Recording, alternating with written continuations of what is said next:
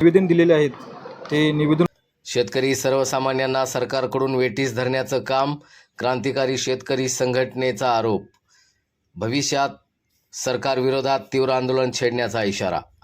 शेतकऱ्यांची कर्जमाफी, शेतकऱ्यांना दिली जाणारी अपुरी वीज, कृषी औषधांच्या किमतीत वाढ, लोड शेडिंग, बचत गट, स्मार्ट मीटरची सक्ती यांच्या माध्यमातून सध्या शेतकऱ्यांची पिळवणूक सुरू असून या विरोधात क्रांतिकारी शेतकरी संघटनेनं आवाज उठवला असून जिल्हाधिकाऱ्यांना या संदर्भात निवेदन देण्यात आलं आहे.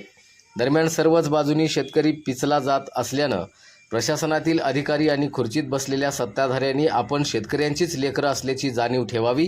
शेतकऱ्यांनी पिकवलेल्या धान्यातूनच आपण पोट भरतो, खायला अन्न आणि प्यायला पाणी लागतं याची जाणीव सत्तेत बसलेल्या मंत्र्यांनी ठेवून शेतकऱ्यांसाठी सहानुभूतीपूर्वक विचार करावा. अन्यथा येणाऱ्या काळामध्ये आम्ही नेमके कोणते आंदोलन हाती घेऊ हे सांगता येणार नाही असा इशाराही क्रांतिकारी शेतकरी संघटनेच्या पदाधिकाऱ्यांनी दिला आहे. क्रांतिकारी शेतकरी संघटनेचा जिल्हाध्यक्ष अप्पासाहेब शिंदे, माननीय रविकांत भाऊ तुपकर यांच्या अध्यक्षतेखाली आम्ही जे काम करत आहे शेतकरी संघटनेचं ते अत्यंत संवेदनशील काम करतो आहे. आणि आज जे हे सरकार शेतकऱ्यांना जे फसवायला लागलेलं आहे, आज देतो कर्ज, उद्या देतो किंवा अशा पद्धतीने देतो तशा पद्धती देतो, असं उगाच फसवायचं सगळं सरकार चालू आहे. त्याप्रमाणे आज आपल्याला शेतकरी संघटनेला त्याच्या माध्यमातून मी एक मागणी करतो शासनाकडे की आम्हाला सरसकट कर्जमाफी प्रत्येक शेतकऱ्याला प्रोत्साहनपर 2 लाख रुपये अनुदान मिळावं यासाठी आम्ही आज कलेक्टर ऑफिसला येऊन निवेदन दिलेलं आहे. सांगली जिल्हा संपर्क प्रमुख अजितराव गडदे, क्रांतिकारी शेतकरी संघटना. आम्ही आदरणीय रविकांत भाऊ तुपकर यांच्या मार्गदर्शनाखाली आज आम्ही सांगली जिल्ह्यामध्ये कलेक्टर ऑफिसला काही शेतकरी मागण्यांच्या निमित्त काही निवेदन दिलेले आहेत. ते निवेदन पुढीलप्रमाणे: नियमित कर्ज भरणाऱ्या शेतकऱ्यांना 2 लाख प्रोत्साहनपर अनुदान देण्यात यावे. शेतकऱ्यांना पीक विमा तात्काळ मिळावा. सांगली जिल्हा पूर्व भाग दुष्काळ जाहीर करावा. रासायनिक खते व औषधे दरवाढ कमी करण्याबाबत. म्हैसाळ योजनेचे पाणी योग्य त्या ठिकाणी साठा करण्याबाबत. स्मार्ट वीज मीटर सर्वसामान्य ग्राहकांना सक्ती नको. सर्व शेतीमालाला हमीभाव मिळाला पाहिजे.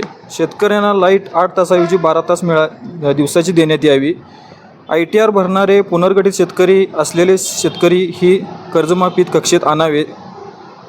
OTS मुळे शेतकऱ्यांचा सिबिल खराब होऊ नये.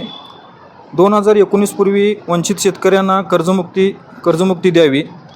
असे आम्ही निवेदनं आज कलेक्टर ऑफिसमध्ये कलेक्टरांना दिलेले आहेत. त्याचे सरकारने आपले दखल घेऊन तात्काळ हा निर्णय अंमलात आणावा.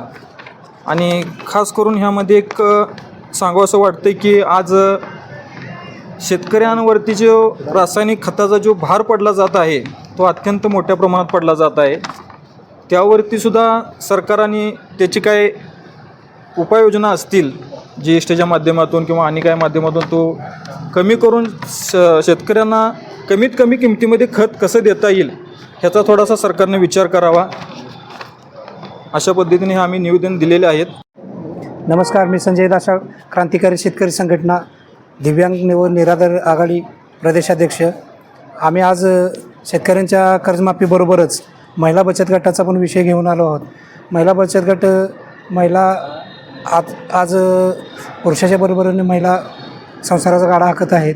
तर त्यांना देखील आज बचत गटाच्या माध्यमातून कर्ज घेऊन जे संसार चालवत आहेत त्यांना देखील त्या बचत गटाचा त्रास होतो आहे. आणि आमची सरकारकडे अशी मागणी आहे की बचत गट, महिलांचे जे बचत गट आहेत ते संपूर्ण माफ करण्यात यावे. जसं शेतकऱ्यांचे कर्जमाफ केली, उद्योगधंद्यांचे कर्ज माफ करतात, तसं आमची पण मागणी आहे की महिला बचत गट माफ व्हावं. त्याचबरोबर सांगली जिल्ह्याचा पूर्व भाग दुष्काळी आहे. पाऊस अत्यंत कमी आहे सांगली जिल्ह्याच्या पूर्व भागात. त्याचे उलट परिस्थिती पश्चिम भागात असून पश्चिम भागात जोरदार पाऊस आहे, पण पूर्व भागात त्याच्या उलट परिस्थिती आहे. आणि शासनानं त्याची देखील दखल घेऊन सांगली जिल्ह्याचा पूर्व भाग दुष्काळ जाहीर करावा. तर नमस्कार, मी सांगली जिल्ह्याचा क्रांतिकारी शेतकरी संघटनेचा युवक जिल्हाध्यक्ष मयूर गायकवाड. तर मी आज जिल्हाधिकारी कार्यालयात आलतो. आमचा मुद्दा असा की स्मार्ट मीटर बिना परमिशन बदललेले आहेत आणि त्याचा GR किंवा त्याचा कोणतंही लेटर त्या ग्राहकाला दावलेलं नाही. आणि सगळ्यात महत्त्वाचा मुद्दा, ज्याचं स्मार्ट मीटर बसवलेलं आहे त्याचं लाईट बिल खरोखरच जास्त यायला लागलेलं आहे आणि त्याचा तगदा ते स्मार्ट मीटरवाले धरून बसतात की तुम्ही बदललं पाहिजे, तुम्ही हीच केलं पाहिजे, तुम्ही तीच केलं पाहिजे. आणि ॲटो कट सिस्टीम आलेली आहे ती लवकरात लवकर बंद व्हावी. 7 वाजले की लाईट जाते. तुमचं लाईट बिल भरू दे, अगर नाही भरू दे, काय पण होऊ दे, ती स्मार्ट मीटर लवकरात लवकर काढून टाकावीत. हीच आमची लवकरात लवकर शासनाकडे हे आहे. आणि GR तसा कोणताही नाही की सरसगट सगळ्यांनी स्मार्ट मीटर बसवा, असा GR कोणताही नाही. त्यामुळे स्मार्ट मीटर कोणी बसवून देऊ नका. आणि ज्यांनी बसवले त्याचा सर्वांनी विरोध करा, का तरी स्मार्ट मीटर एकदम बोगस आहेत. आणि सगळ्यात महत्त्वाचं, ह्या स्मार्ट मीटरचं बिल खरोखरच वाढून येत आहे.